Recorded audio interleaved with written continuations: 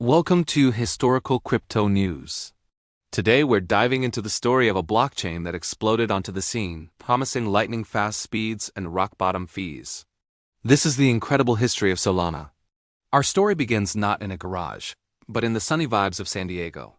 In 2017, a brilliant engineer named Anatoly Yakovenko, fresh from a long stint at Qualcomm, had a breakthrough moment. While sipping coffee, he had a realization that would change everything. He envisioned a new way to order transactions on a blockchain, a system that didn't rely on the slow, sequential confirmation of other networks. He called it proof of history.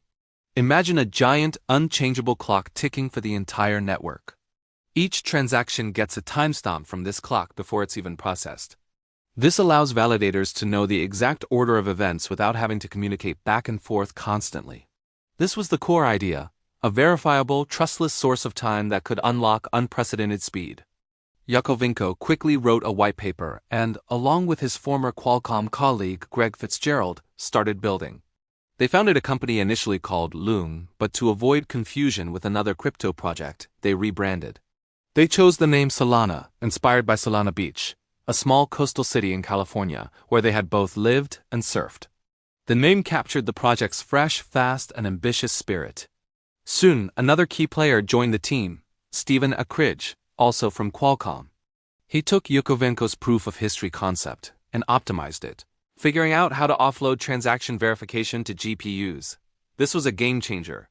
By parallelizing the workload, they could process an insane number of transactions simultaneously, a technique they called C-level. This was something other blockchains like Ethereum, which processed transactions one by one, simply couldn't do. Throughout 2018 and 2019, the Solana team was heads down, building out the technology stack. They introduced more core innovations. Turbine, a protocol for breaking down data into smaller packets for faster propagation. Gulfstream, a system that forwards transactions to validators before the current block is even finished. And Cloudbreak, a horizontally scaled accounts database. Each piece was a crucial part of the puzzle, designed to eliminate bottlenecks and maximize performance. While building, they were also raising funds. Through a series of private token sales, they secured vital capital from prominent venture firms like Multicoin Capital and Andreessen Horowitz, who saw the immense potential in Solana's high-performance approach.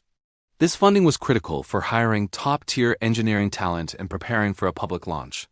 Finally, in March 2020, the Solana mainnet beta went live. This was the moment of truth. Alongside the launch, they held an initial coin offering, or ICO, through CoinList, selling SOL tokens to the public for about 22 cents each. The world was now invited to test the network. The early days were exciting but challenging. The network was fast, yes, but it was also a new and complex system. The real test came as developers started building on it. One of the first major projects to launch on Solana was Serum, a decentralized exchange co-founded by Sam Bankman-Fried of FTX and Alameda Research. Serum's on-chain central limit order book showcased Solana speed in a way no one had seen before. It proved that complex financial applications, previously thought to be too slow for decentralized networks, could thrive on Solana. The launch of Serum in August 2020 was a massive catalyst. It drew in liquidity, traders, and, most importantly, more developers. The FTX connection brought a huge amount of attention and resources to the ecosystem. Suddenly, Solana wasn't just a promising technology. It was a burgeoning ecosystem with real applications and real users. 2021 was the year Solana truly exploded. The crypto market was in a full-blown bull run, and a new term entered the lexicon: Solana Summer. Fueled by low transaction fees compared to a congested Ethereum, a wave of new projects flooded the network. NFT marketplaces like Magic Eden and Solanart emerged, offering creators and collectors a fast and cheap alternative. New DeFi protocols like Radium and Saber offered innovative ways to trade and earn yield. The Degenerate Ape Academy NFT collection dropped, selling out in minutes and causing a frenzy that showcased both the incredible demand and the network's ability to handle massive traffic spikes. The price of the SOL token skyrocketed, going from under $2 at the start of the year to an all-time high of over $250 in November. Solana had cemented its place as a top contender in the blockchain space, so-called Ethereum killer. But with great growth comes great challenges. The same speed that made Solana so attractive also made it a target. The network began to experience periods of instability and several high-profile outages. In September 2021, the network went down for nearly 17 hours after a flood of transactions from a botting event overwhelmed the system.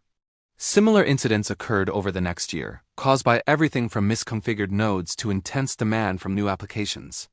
These outages were a major blow to Solana's reputation for reliability. Critics pointed to them as proof that the network's design was flawed and centralized. However, the developer community didn't give up. The Solana Foundation and core engineers treated each outage as a learning experience. They worked tirelessly on network upgrades, implementing new fee markets to manage congestion, improving node software with a system called QUIC, and pushing for greater client diversity to make the network more resilient.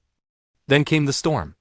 In November 2022, the crypto exchange FTX, one of Solana's biggest champions and investors, collapsed spectacularly.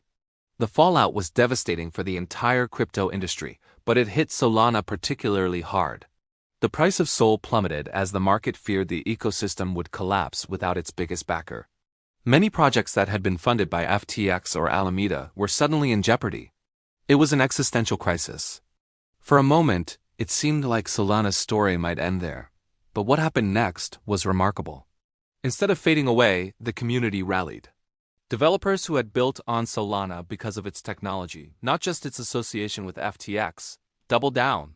They saw it as a moment of liberation, a chance for the ecosystem to stand on its own 2 feet and decentralize its power base. Throughout 2023, Solana entered a new phase of its evolution. The focus shifted from hype to sustainable growth. The Firedancer client, being developed by Jump Crypto, promised to further boost performance and improve client diversity. New features like stake compression made minting millions of NFTs incredibly cheap, opening up new use cases for brands and enterprises. The rise of DePIN, or decentralized physical infrastructure networks, found a natural home on Solana, with projects like Helium and HiveMapper leveraging its speed to coordinate real-world devices. And then there were the memecoins. Projects like Bonk, a dog-themed coin airdropped to the community for free at Christmas 2022, reignited a playful grassroots energy within the ecosystem. It was a symbol of resilience, a community-led movement that helped onboard a new wave of users. Today, Solana stands as a testament to technical innovation and community resilience. It survived the bear market, it survived the collapse of its biggest backer, and it emerged stronger, more decentralized, and with a clearer vision for the future. From a coffee-fueled idea about a new type of clock to a global, high-performance blockchain, the evolution of Solana is a story of ambition, adversity, and the relentless pursuit of building a faster, more scalable future for the decentralized web. The journey is far from over, but its history has already been written in code, community, and sheer determination. Like, subscribe, and see you in another story.